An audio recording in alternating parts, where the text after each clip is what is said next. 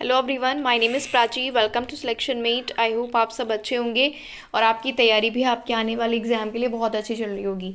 आज के सेशन में जो कि हमारा एक सीरीज़ चल रहा है hashtag one concept in one video में हम डिस्कस करने जा रहे हैं एक बहुत इंपॉर्टेंट क्वेश्चन को, और उसके क्वेश्चन के थ्रू हम कंसेप्ट को भी समझेंगे। तो आज का जो टॉपिक है वो है डिफरेंशिएशन यानी कि अवकलन। उसी के बेसिस पर हम समझेंगे कि कॉन्टिन्यूअस या फिर जो सतत होता है या फिर डिफरेंशिएबल या जो इसको हम अवकलनीय कहते हैं वो क्या होता है, कैसे उसको अप्लाई करते हैं, कैसे प्रूफ करते हैं। अगर आप हमारे चैनल पर नए हैं तो सब्सक्राइब कर लेना, बेल आइकन को ज़रूर प्रेस कर लेना जिससे सभी वीडियोस के आपको नोटिफिकेशन मिलते रहें। देखिए, अगर आप कहीं से भी तैयारी कर रहे हैं, किसी वीडियो कोर्स से, किसी बुक से, तो आप करते रहिए, कोई प्रॉब्लम नहीं है। लेकिन यहाँ पर जो वीडियोज़ आ रही हैं उससे आपका क्या होगा, रिवीजन होगा। एक पर्टिकुलर टाइप के क्वेश्चन अगर आपको वो आता है तो उसकी प्रैक्टिस हो जाएगी, नहीं आता है तो कुछ नया पता चलेगा। तो यहाँ पर आपको आपका टाइम बिल्कुल भी वेस्ट नहीं होगा। कम समय में हम यहाँ पर अच्छा कंटेंट आपको देने की कोशिश करते हैं और जो एग्ज़ाम स्पेसिफिक होता है। ठीक है, तो पूरा वीडियो आप एंड तक ज़रूर देखना। क्वेश्चन को बहुत अच्छे से हम समझने वाले हैं। चलते हैं क्वेश्चन की तरफ। सो क्वेश्चन है डिफरेंशिएशन यानी कि अवकलन से। क्वेश्चन है इफ़ यानी कि यदि एफ एक्स की वैल्यू है X into under root X minus under root X plus one, ये आपके पास एक इक्वेशन है, एफ एक्स की वैल्यू है, तब क्या जो एफ एक्स की वैल्यू है ये एक्स इक्वल टू ज़ीरो पर अवकलनीय है। अवकलनीय का मतलब होता है differentiable. If F X equal to this, then आपको बताना है कि क्या ये एफ एक्स जो है एक्स इक्वल टू ज़ीरो पर डिफरेंशिएबल है या नहीं। अगर है तो हाँ, नहीं है तो नहीं। तो अब डिफरेंशिएबल यानी कि अवकलनीय की जो कंडीशन है वो कैसे निकालते हैं, तो उसके लिए समझो। जो ये point x equal to zero दे रखा है, मान लेते हैं कोई पॉइंट अगर हमारे पास एक्स इक्वल्स टू ए है, एफ एक्स है, उस पर एक point x equals to a है, तो उस x equals to a f x पर कब अवकलनीय होगा, कब डिफरेंशिएबल होगा, अगर वो उस पर कॉन्टिन्यूअस होगा। F x x equals to a पर डिफरेंशिएबल होगा जब f x x equals to a पर कॉन्टिन्यूअस होगा यानी कि सतत होगा।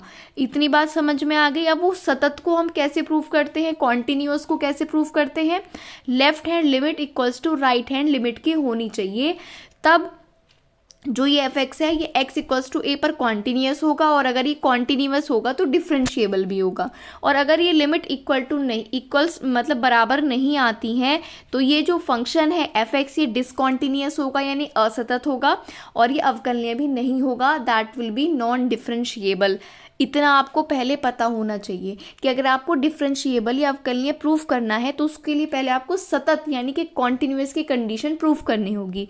और कॉन्टिन्यूअस की क्या कंडीशन है कि इस पॉइंट पर अवकलनीय तब होगा जब उसी पॉइंट पर वो कॉन्टिन्यूअस होगा, और उसकी कंडीशन है left hand limit right hand limit के बराबर होनी चाहिए। जो मैं बोल रही हूँ वो सामने लिखा है, आप देख सकते हैं। अब क्वेश्चन पर चलते हैं। यहाँ पर हमने x इक्वल टू ए मानकर ये कंडीशन बताई है, लेकिन x की वैल्यू हमारे पास क्या है, ज़ीरो। क्वेश्चन में हमसे ज़ीरो पर पूछा है कि डिफरेंशिएबल है या नहीं।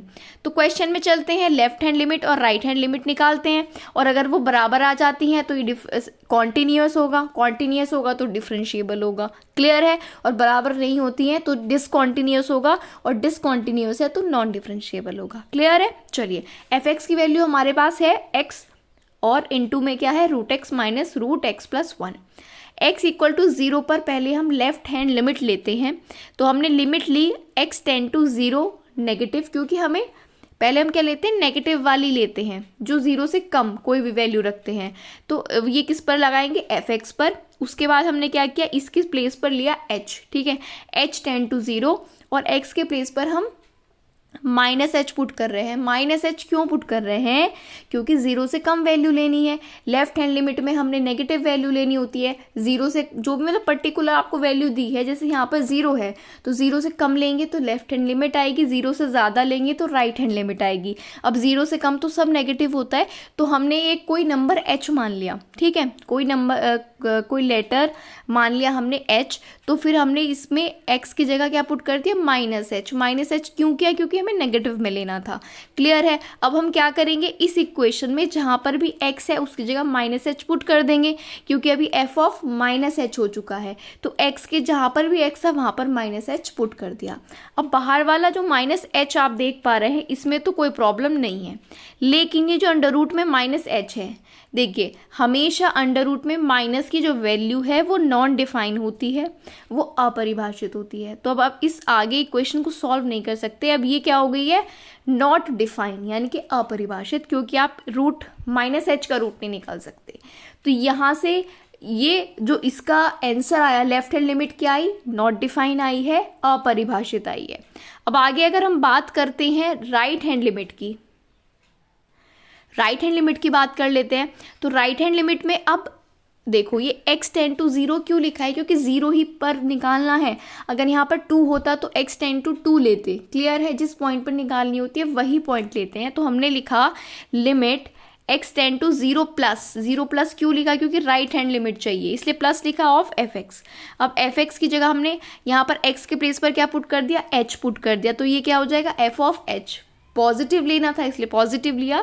अब x के प्लेस पर हर जगह हमने क्या पुट कर दिया, h पुट कर दिया।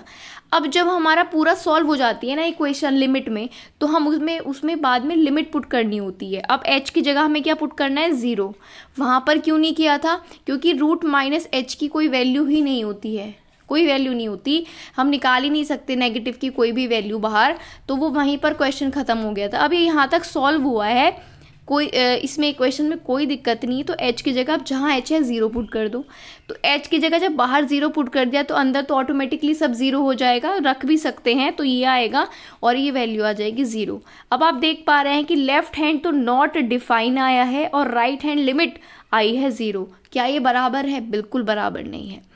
जब ये लिमिट्स बराबर नहीं होती तो फंक्शन होता है डिसकॉन्टिन्यूअस यानी कि असतत, और अगर असतत या डिसकॉन्टिन्यूअस है तो वो फंक्शन क्या होता है, अवकलनीय नहीं होता है, नॉन डिफरेंशिएबल होता है। Left hand right hand limit differentiable की नहीं आती, ये हमें सतत और असतत बताती है जब हम लिमिट निकालते हैं। अब जब हमें पता चल चुका है कि कॉन्टिन्यूअस है, सतत है, तो वो डिफरेंशिएबल भी होगा। लेकिन हमें इस क्वेश्चन में पता चला है कि जो फंक्शन f(x) है वो x = 0 पर असतत है यानी कि डिसकॉन्टिन्यूअस है। तो ये किसी भी हालत में डिफरेंशिएबल नहीं हो सकता है, क्योंकि डिफरेंशिएबल होने से पहले इसको कॉन्टिन्यूअस होना पड़ेगा। क्लियर है ये क्वेश्चन। तो x = 0 पर फंक्शन जो है ये अवकलनीय नहीं है, हमने चेक कर लिया है बहुत अच्छे से। आई होप आपको ये क्वेश्चन अच्छे से क्लियर होगा और डिफरेंशिएबल होने की क्या कंडीशन होती है वो भी पता चल गई होगी। तो अगर इस टाइप के क्वेश्चन आपके पास घूम फिर कर आ जाए तो अब आप उसको अच्छे से कर पाएंगे। रिक्वेस्ट है मेरी आपसे कि आप कोई भी मैथ्स या रीजनिंग का जब क्वेश्चन पर या कुछ भी पढ़ते हैं तो उसको खुद से ज़रूर सॉल्व करें। तो हर क्वेश्चन को समझने के बाद कॉपी पेन से एक बार खुद से ज़रूर सॉल्व करें, तो वो आपके बहुत टाइम तक के लिए आपके पास रहता है, आपके दिमाग में रहता है। आज के लिए इतना ही रखेंगे। वीडियो को शेयर ज़रूर कर देना, अच्छी लगी है तो लाइक कर देना, सब्सक्राइब किए बिना बिल्कुल मत जाना। अपने फ्रेंड्स में जो भी आपके स्टडी ग्रुप्स हैं इस वीडियो को शेयर कर देना। कोई डाउट्स है तो कमेंट बॉक्स में आप पूछ सकते हैं। डिस्क्रिप्शन में टेलीग्राम चैनल का लिंक भी रहता है, वहाँ पर जाकर भी आप अपनी क्वेरीज को पूछ सकते हैं। आज के लिए इतना ही रखते हैं। Thank you.